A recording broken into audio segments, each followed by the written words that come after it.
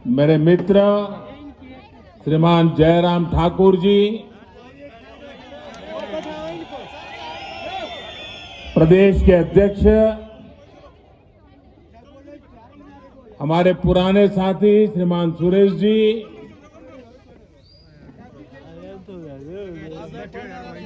केंद्र के मंत्रिपरिषद के मेरे साथियों, सांसदगण, विधायकगण, हिमाचल के सभी जनप्रतिनिधिगण,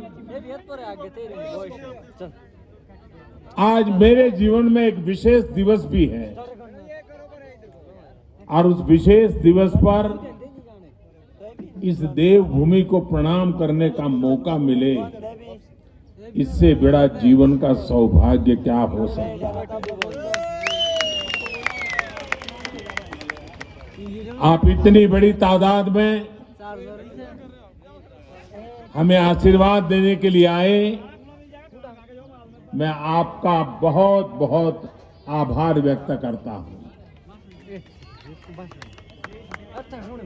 अभी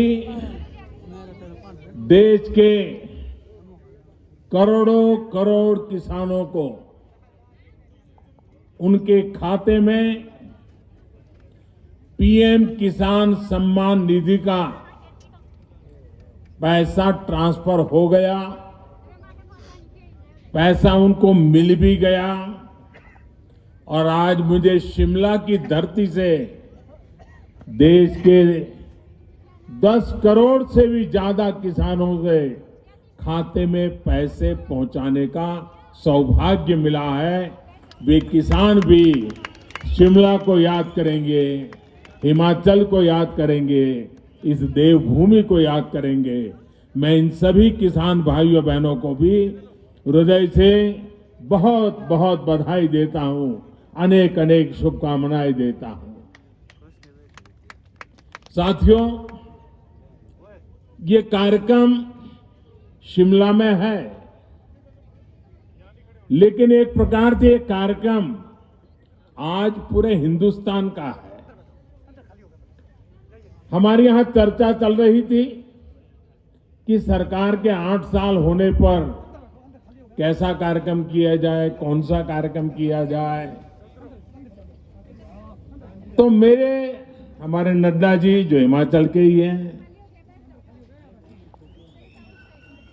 हमारे जयराम जी, उनकी तरफ से एक सुझाव आया और दोनों सुझाव मुझे बहुत अच्छे लगे।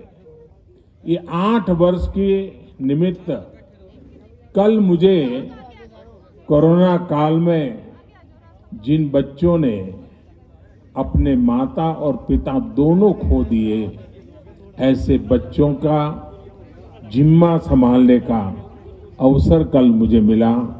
देश के उन हजारों बच्चों का देखभाल का निर्णय सरकार ने किया और कल उनको मैंने कुछ पैसे भी भेज दिए चेक डिजिटली। 8 साल की पूर्ति में ऐसा कार्यक्रम होना मन को बहुत सुकून देता है, आनंद देता है। और फिर मेरे सामने सुझाव आया कि हम एक कार्यक्रम हिमाचल में करें, तो मैंने आंख बंद करके हाँ कह दिया,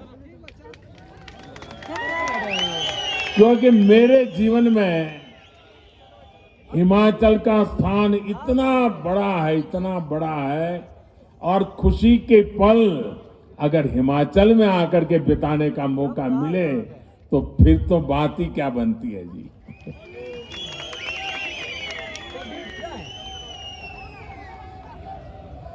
आज इसलिए मैंने कहा कि 8 साल के निमित्त देश का ये महत्वपूर्ण कार्यक्रम आज शिमला की धरती पे हो रहा है, जो कभी मेरी कर्म भूमि रही, मेरे लिए जो देवभूमि है, मेरे लिए जो पुण्य भूमि है, वहां पर मुझे आज देशवासियों को इस देवभूमि से बात करने का मौका मिले, ये अपने आप में मेरे लिए खुशी अनेक गुना बढ़ा देने वाला काम है। साथियों, 130 करोड़ भारतीयों के सेवक के तौर पर काम करने का मुझे आप सबने जो अवसर दिया, मुझे जो सौभाग्य मिला, सभी भारतीयों का जो विश्वास मुझे मिला है, अगर आज मैं कुछ कर पाता हूं, दिन रात दौड़ पाता हूं, तो ये मत सोचिए कि ये मोदी करता है, ये मत सोचिए कि मोदी दौड़ता है। ये सब तो 130 करोड़ देशवासियों की कृपा से हो रहा है, आशीर्वाद से हो रहा है, उनकी बदौलत हो रहा है, उनकी ताकत से हो रहा है। परिवार के एक सदस्य के तौर पर मैंने कभी भी अपने आप को उस पद पर देखा नहीं, कल्पना भी नहीं की है और आज भी नहीं कर रहा हूं कि मैं कोई प्रधानमंत्री हूं। जब फाइल पर साइन करता हूं, एक जिम्मेवारी होती है, तब तो प्रधानमंत्री की दायित्व के रूप में मुझे काम करना होता है। लेकिन उसके बाद फाइल जैसी चली जाती है, मैं प्रधानमंत्री नहीं रहता हूं। मैं सिर्फ और सिर्फ 130 करोड़ देशवासियों के परिवार का सदस्य बन जाता हूं। आप ही के परिवार के सदस्य के रूप में, एक प्रधान सेवक के रूप में जहां भी रहता हूं, काम करता रहता हूं और आगे भी एक परिवार के सदस्य के नाते परिवार की आशा आकांक्षाओं से जुड़ना, 130 करोड़ देशवासियों का परिवार, यही सब कुछ है मेरी जिंदगी में। आप ही है सब कुछ मेरी जिंदगी में, और ये जिंदगी भी आप ही के लिए है। और जब हमारी सरकार अपने 8 वर्ष पूरे कर रही है, तो आज मैं फिर से इस देवभूमि से मेरा संकल्प भी दोहराऊंगा, क्योंकि संकल्प को बार बार स्मरण करते रहना चाहिए। संकल्प की कभी विस्मृति नहीं होनी चाहिए। और मेरा संकल्प था, आज है, आगे भी रहेगा। जिस संकल्प के लिए जीऊंगा, जिस संकल्प के लिए जूझता रहूंगा, जिस संकल्प के लिए आप सबके साथ चलता रहूंगा। और इसलिए मेरा ये संकल्प है, भारतवासी के सम्मान के लिए, हर भारतवासी की सुरक्षा, उस हर भारतवासी की समृद्धि कैसे बढ़े, भारतवासी की सुख शांति की जिंदगी कैसे मिले, उसी एक भाव से गरीब से गरीब, दलित हो, पीड़ित हो, शोषित हो, वंचित हो, दूर सुदूर जंगलों में रहने वाले लोग हो, पहाड़ी की चोटियों पर रहने वाले, छूटपुर रहने वाले एक आध दो परिवार हो, हर किसी का कल्याण करने के लिए जितना ज्यादा काम कर सकता हूं, उसको करता रहूं। इसी भाव को लेकर के मैं आज फिर से एक बार इस देवभूमि से अपने आप को संकल्पित करता हूं। साथियों, हम सभी मिलकर भारत को उस ऊंचाई तक पहुंचाएंगे जहां पहुंचने का सपना आजादी के लिए मर मिट जाने वाले लोगों ने देखा था। आजादी के इस अमृत महोत्सव में भारत के बहुत उज्जवल भविष्य के विश्वास के साथ भारत की युवा शक्ति, भारत की नारी शक्ति, उस पर पूरा भरोसा रखते हुए मैं आज आपके बीच आया हूं। साथियों, जीवन में जब हम बड़े लक्ष्यों की तरफ आगे बढ़ते हैं, तो कई बार यह देखना भी जरूरी होता है कि हम चले कहां से थे, शुरुआत कहां से थी की, और जब उसको याद करते हैं तभी तो हिसाब किताब का पता चलता है कि कहां से निकले और कहां पहुंचे। हमारी गति कैसी रही, हमारी प्रगति कैसी रही, हमारी उपलब्धियां कैसी रही। हम अगर 2014 से पहले के दिनों को याद करें, उन दिनों को भूलना मत साथियों, तब जाकर के ही आज के दिवसों का मूल्य समझ आएगा। आज की परिस्थितियों को देखे पता चलेगा। साथियों, देश ने बहुत लंबा सफर तय किया है। 2014 से पहले अखबार की सुर्खियों भरी रहती थी, हेडलाइन बनी रहती थी, टीवी के पर चर्चा होती रहती थी। बात क्या होती थी? बात होती थी लूट और खसोट की बात होती थी, बात होती थी भ्रष्टाचार की, बात होती थी घोटालों की, बात होती थी भाई भतीजेवाद की, बात होती थी अफसरशाही की, बात होती थी अटकी लटकी फटकी योजनाओं की। लेकिन वक्त बदल चुका।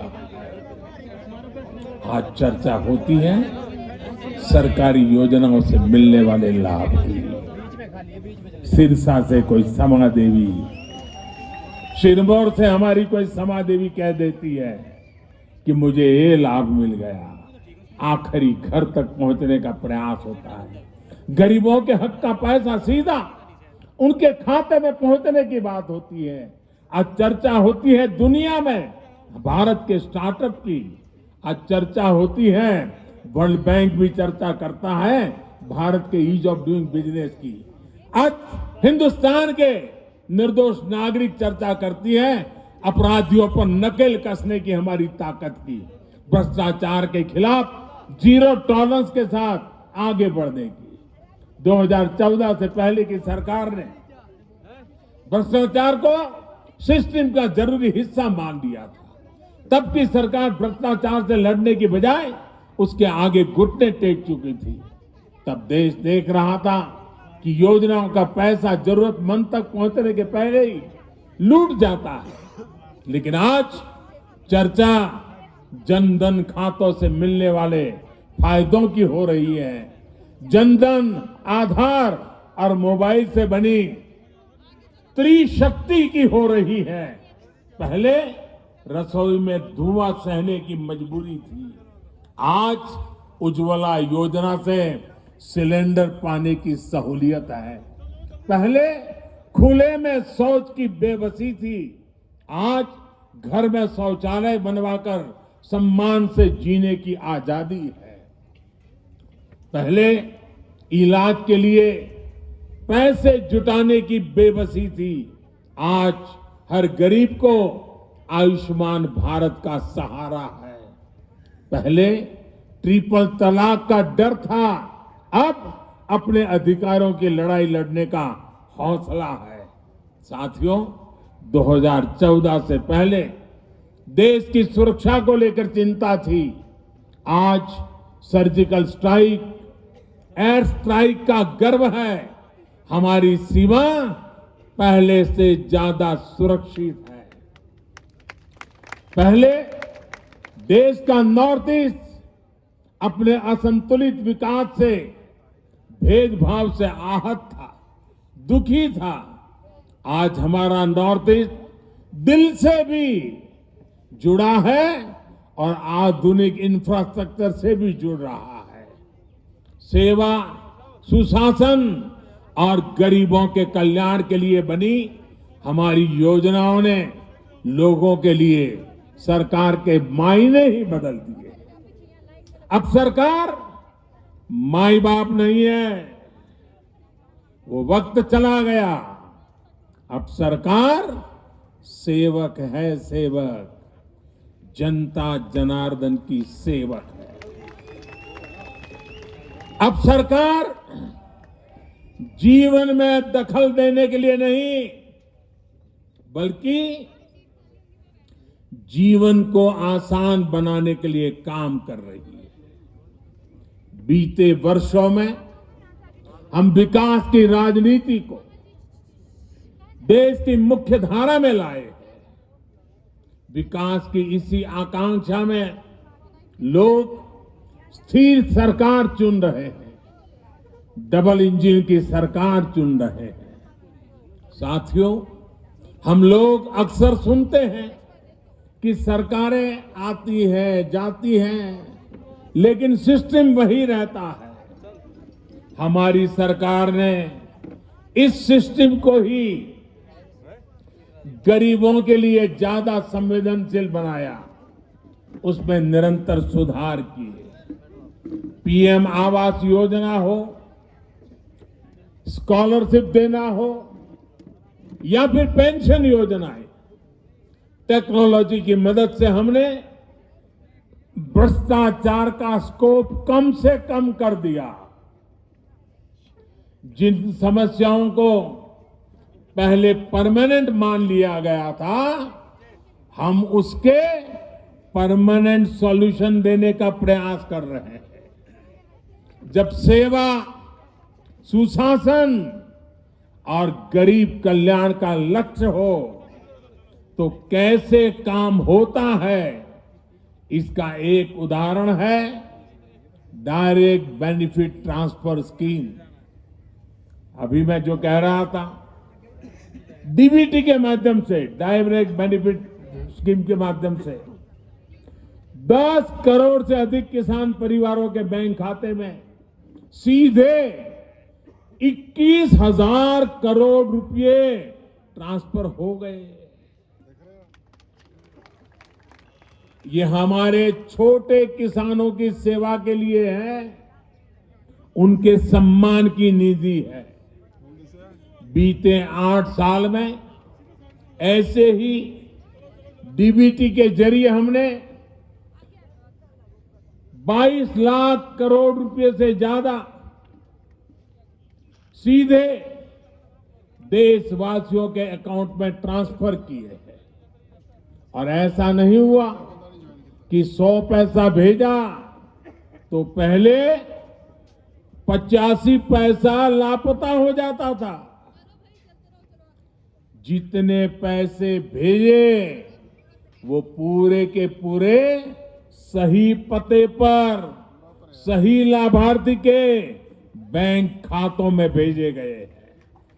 साथियों, आज इस योजना की वजह से 2.25 लाख करोड़ रुपए की लीकेज रुकी है। पहले यही 2.25 लाख करोड़ रुपए बिचौलियों के हाथों में चले जाते थे, दलालों के हाथों में चले जाते थे। इसी डीबीटी की वजह से देश में सरकारी योजनाओं का गलत लाभ उठाने वाले 9 करोड़ से ज्यादा फर्जी नामों को हमने लिस्ट से हटाया। आप सोचिए, फर्जी नाम कागजों में चढ़ाकर गैस सब्सिडी, बच्चों की पढ़ाई के लिए भेजी गई फीस, कुपोषण से मुक्ति के लिए भेजा गया पैसा, सब कुछ लूटने का देश में खुला खेल चल रहा था। ये क्या देश के गरीब के साथ अन्याय नहीं था? जो बच्चे उज्जवल भविष्य की आशा करते हैं, उन बच्चों के साथ अन्याय नहीं था? क्या ये पाप नहीं था? अगर कोरोना के समय यही 9 करोड़ फर्जी नाम कागजों में रहते तो क्या गरीब को सरकार के प्रयासों का लाभ मिल पाता क्या? साथियों, गरीब का जब रोजमर्रा का संघर्ष कम होता है, जब वो सशक्त होता है, तब वो अपनी गरीबी दूर करने के लिए नई ऊर्जा के साथ जुट जाता है। इसी सोच के साथ हमारी सरकार पहले दिन से गरीब को सशक्त करने में जुटी है। हमने उसके जीवन की एक एक चिंता को कम करने का प्रयास किया। आज देश के 3 करोड़ गरीबों के पास उनके पक्के और नए घर भी, जहां आज वो रहने लगे हैं। आज देश के 50 करोड़ से ज्यादा गरीबों के पास 5 लाख रुपए तक के मुफ्त इलाज की सुविधा है। आज देश के 25 करोड़ से अधिक गरीबों के पास 2-2 लाख रुपए का एक्सीडेंट इंश्योरेंस और टर्म इंश्योरेंस है, बीमा है। आज देश के लगभग 45 करोड़ गरीबों के पास जनधन बैंक खाता है। मैं आज बहुत गर्व से कह सकता हूं कि देश में शायद ही कोई ऐसा परिवार होगा जो सरकार की किसी न किसी योजना से जुड़ा न हो, योजना उसे लाभ न देती हो। हमने दूर सुदूर पहुंचकर लोगों को वैक्सीन लगाई है। देश करीब 200 करोड़ वैक्सीन डोज के रिकॉर्ड स्तर पर पहुंच रहा है और मैं जयराम जी को बधाई दूंगा। कोरोना काल में जिस प्रकार से उनकी सरकार ने काम किया है और उन्होंने ये टूरिस्ट डेस्टिनेशन होने के कारण टूरिज्म के लिए तकलीफ न हो, इसलिए उन्होंने वैक्सीनेशन को इतना तेजी से चलाया। हिंदुस्तान में सबसे पहले वैक्सीनेशन का काम पूरा करने वालों में जयराम जी की सरकार अग्रिम पंक्ति में रही। साथियों, हमने गांव में रहने वाले 6 करोड़ परिवारों को साफ पानी के कनेक्शन से जोड़ा है, नल से जल। साथियों, हमने 35 करोड़ मुद्रा लोन देकर गांव और छोटे शहरों में करोड़ों युवाओं को स्वरोजगार का अवसर दिया है। मुद्रा लोन लेकर कोई टैक्सी चला रहा है, कोई टेलरिंग की दुकान खोल रहा है, कोई बिटिया अपना स्वयं का कारोबार शुरू कर रही है। रेडी ठेले पटरी पर काम करने वाले लगभग 45 लाख साथियों को भी पहली बार बैंकों से ऋण मिला है, अपने काम को बढ़ाने का रास्ता मिला है। और जो प्रधानमंत्री मुद्रा योजना है ना, मेरे लिए संतोष की बात है, उसमें 70% बैंक से पैसा प्राप्त करने वालों में 70% हमारी माताएं बहनें हैं जो एंटरप्रेन्योर बन करके आज लोगों को रोजगार दे रही है। साथियों, यहां हिमाचल प्रदेश के तो हर घर से शायद ही कोई परिवार ऐसा होगा जिस परिवार से कोई सैनिक न निकला हो। ये वीरों की भूमि है जी, ये वीर माताओं की भूमि है जो अपने गोद से वीरों को जन्म देती हैं, जो वीर मातृभूमि की रक्षा के लिए 24 घंटे अपने आप को खपाते रहते हैं। साथियों, ये जो सैनिकों की भूमि है, ये सैन्य परिवारों की भूमि है। यहां के लोग कभी भूल नहीं सकते कि पहले की सरकारों ने उनके साथ किस तरह का बर्ताव किया। 1 रैंक 1 पेंशन के नाम पर कैसे उन्हें धोखा दिया। अभी हम लद्दाख के एक पूर्व सैनिक से बात कर रहे थे, जीवन सेना में बिताया था, उसको पक्का घर हमारे आने के बाद मिल रहा है। उनको निवृत्त हो गए भी 30-40 साल हो गए। साथियों, सैन्य परिवार हमारी संवेदनशीलता को भली भांति समझता है। ये हमारी ही सरकार है जिसने 4 दशकों के इंतजार के बाद 1 रैंक 1 पेंशन को लागू किया। हमारे पूर्व सैनिकों को एरियर का पैसा दिया। इसका बहुत बड़ा लाभ हिमाचल के हर परिवार को हुआ है। साथियों, हमारे देश में दशकों तक वोट बैंक की राजनीति हुई है। अपना अपना वोट बैंक बनाने की राजनीति ने देश का बहुत नुकसान किया है। हम वोट बैंक बनाने के लिए नहीं, हम नए भारत को बनाने के लिए काम कर रहे हैं। जब देश राष्ट्र के नवनिर्माण का हो, जब लक्ष्य आत्मनिर्भर भारत का हो, जब इरादा 130 करोड़ देशवासियों की सेवा और उनका कल्याण करने का हो तो वोट बैंक नहीं बनाए जाते, सभी देशवासियों का विश्वास जीता जाता है। इसलिए हम सबका साथ, सबका विकास, सबका विश्वास और सबका प्रयास की भावना से आगे बढ़ रहे हैं। सरकार की योजनाओं का लाभ सबको मिले, हर गरीब को मिले, कोई गरीब छूटे नहीं। अब यही सरकार की सोच है और इसी अप्रोच से हम काम कर रहे हैं। हमने 100% लाभ 100% लाभार्थी तक पहुंचाने का बीड़ा उठाया है। लाभार्थियों के सैचुरेशन का प्रण लिया है। 100% सशक्तिकरण यानी भेदभाव खत्म, सिफारिश खत्म, तुष्टीकरण खत्म। 100% सशक्तिकरण यानी हर गरीब को सरकारी योजनाओं का पूरा लाभ। मुझे ये जानकर अच्छा लगा कि जयराम जी के नेतृत्व में हिमाचल प्रदेश इस दिशा में बहुत अच्छा काम कर रहा है। हर घर जल योजना में भी हिमाचल 90% घरों को कवर कर चुका है। किन्नौर, लाहौल स्पीति, चंबा, हमीरपुर जैसे जिलों में तो 100% कवरेज हासिल की जा चुकी है।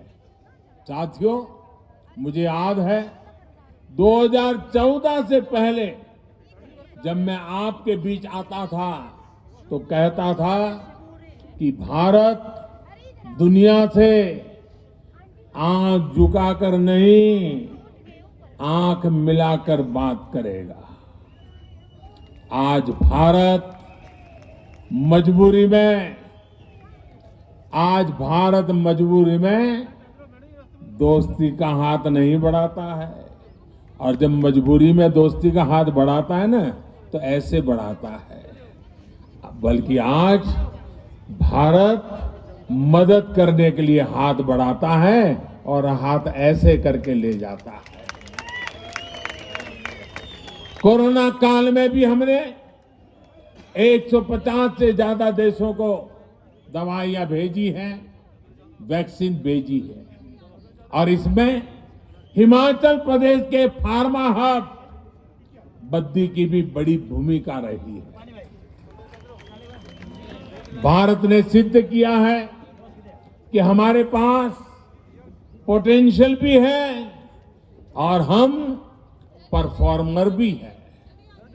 अंतर्राष्ट्रीय संस्थाएं भी मान रही हैं कि भारत में गरीबी कम हो रही है, लोगों के पास सुविधाएं बढ़ रही है। इसलिए अब भारत को सिर्फ अपने लोगों की आवश्यकताएं ही पूरी नहीं करनी है, बल्कि लोगों की जागी हुई आकांक्षाओं को भी हमें पूरा करना है। हमें 21वीं सदी के बुलंद भारत के लिए, आने वाली पीढ़ियों के उज्जवल भविष्य के लिए अपने आप को खपाना है। एक ऐसा भारत जिसकी पहचान अभाव नहीं बल्कि आधुनिकता हो। एक ऐसा भारत जिसमें लोकल मैन्युफैक्चरर लोकल डिमांड को भी पूरा करे और दुनिया के बाजारों में भी अपना सामान बेचे।